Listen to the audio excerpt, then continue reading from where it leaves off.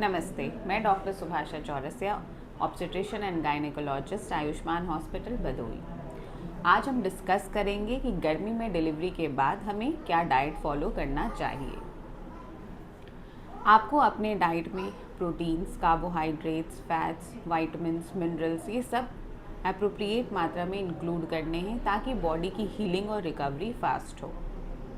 सबसे इम्पॉर्टेंट होता है हाइड्रेशन यानी पानी पीना। डिलीवरी के दौरान काफ़ी ब्लीडिंग होती है, नॉर्मल डिलीवरी के दौरान बहुत ज़्यादा एग्जॉशन हो जाता है, तो ये सब कारण होते हैं कि हमें पानी अच्छे से पीना चाहिए। पुराना मिथ है, हमारी नानी दादियों का कहना है कि पानी ज़्यादा मत पियो वरना पेट निकल जाएगा, बट ये बहुत बड़ा मिथ है, ऐसा कुछ भी नहीं होता है। आपको रोज़ाना डिलीवरी के बाद 8 से 12 ग्लास मिनिमम पानी ज़रूर पीना चाहिए।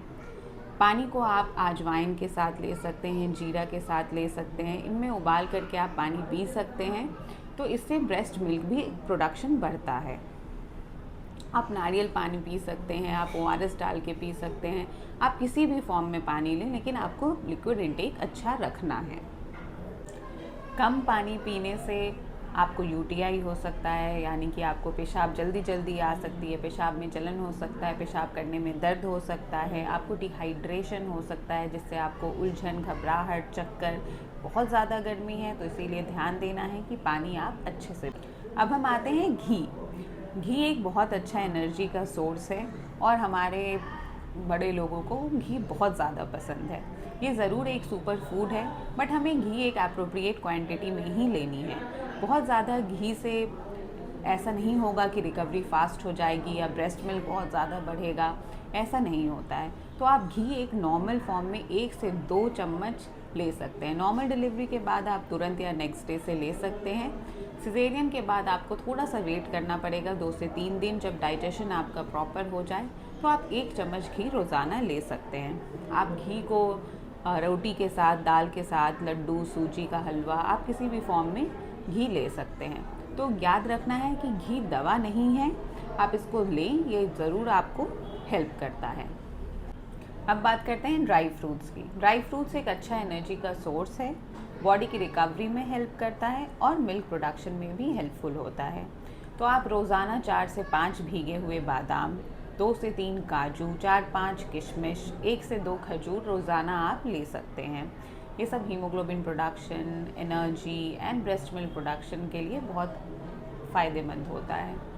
तो आप याद रखें कि आप नॉर्मल डिलीवरी के बाद तो ड्राई फ्रूट्स तुरंत ले सकते हैं। सिजेरियन के बाद आपको थोड़ा सा वेट करना है, जब डाइजेशन प्रॉपर हो जाए 4 से 5 दिन के बाद आप इन्हें शुरू करें। आप रोज़ाना 1 मुट्ठी ड्राई फ्रूट्स खा सकते हैं। अब हम आते हैं सीड्स पे, जैसे तिल के seeds, pumpkin seeds, chia seeds, आप ये सब सीड्स रोज़ाना ले सकते हैं। आप इसको लड्डू के फॉर्म में ले सकते हैं, पानी के साथ ले सकते हैं, हलवे में डाल के खा सकते हैं, किसी भी फॉर्म में आप इन सीड्स को कंज्यूम कर सकते हैं। ये भी बॉडी की रिकवरी के लिए हेल्पफुल होते हैं, मिल्क प्रोडक्शन के लिए हेल्पफुल होते हैं। तो सीड्स का भी नॉर्मल डिलीवरी के बाद आप तुरंत ले सकते हैं। सिजेरियन में थोड़ा सा 4-5 दिन वेट करके उसके बाद आप सीड्स कंज्यूम कर सकते हैं।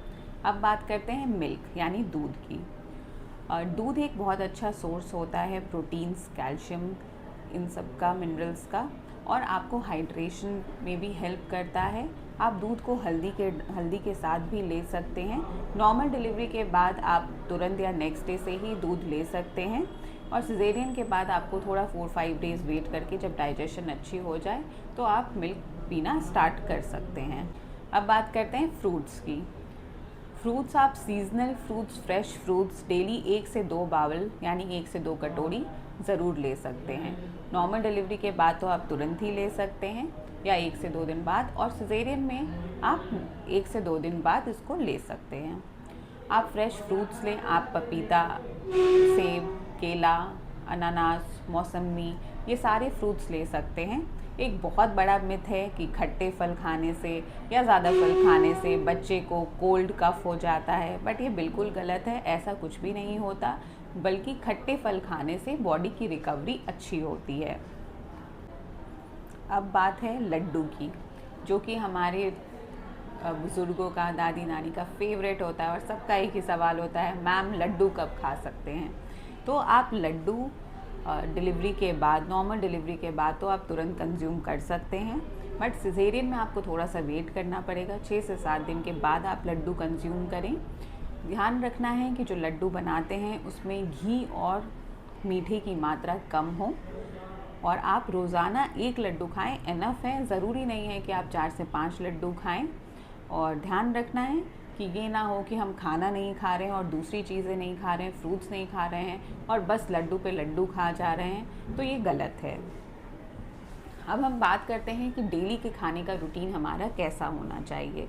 आप एक टाइम में दलिया, खिचड़ी, ये सब सीज़नल हरी सब्जियों के साथ अच्छे से डाल करके इसको बनाएं और एक टाइम दलिया खिचड़ी खाएं। फिर आप ये ना करें कि दिन भर आप दलिया खिचड़ी ही खा रहे हैं, रोटी दाल खा रहे हैं, बस ऐसा नहीं करना है। आप एक प्रॉपर डाइट लें, रोटी खाएं, सब्जी खाएं, हरी सब्जियां लें, दाल लें, आप सोयाबीन ले सकते हैं, पनीर लें, अंडे खाएं। आप ये सब चीज़ों को से खाना बनाएं, और ये याद रखना है कि खाना में तेल, मसाला, ऑयली, स्पाइसी ये कम हो, ताकि आपको डाइजेशन में दिक्कत ना आए। तो डाइट बहुत इम्पॉर्टेंट होती है डिलीवरी के बाद।